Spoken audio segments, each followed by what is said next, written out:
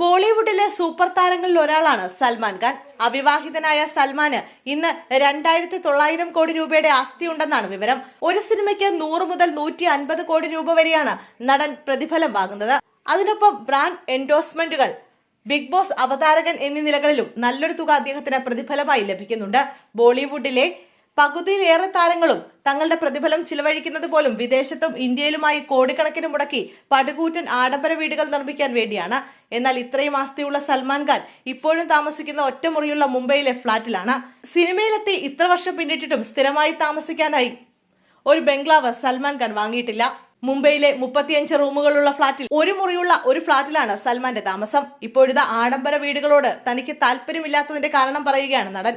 ഞാനിപ്പോഴും 1 BHK അപ്പാർട്ട്മെന്റിലാണ് താമസിക്കുന്നത്. അതെനിക്ക് കുഴപ്പമില്ല. ഒരു വലിയ വീട്ടിലേക്ക് മാറുന്നത് എനിക്ക് ഒരിക്കലും പ്രധാനപ്പെട്ട കാര്യമല്ല. എനിക്ക് ആവശ്യമുള്ളതെല്ലാം എനിക്കുണ്ട്. ഒരു വലിയ വീട് നിങ്ങൾ ആരാണ് എന്നതിൽ ഒരു മാറ്റവും വരുത്തുന്നില്ല. രാത്രിയിൽ സുഖമായി ഉറക്കം ലഭിച്ചാൽ മതി. അത് എവിടെ, എണ്ണം, ഇതിലൊന്നും കാര്യമില്ല, സൽമാൻ ഖാൻ പറഞ്ഞു.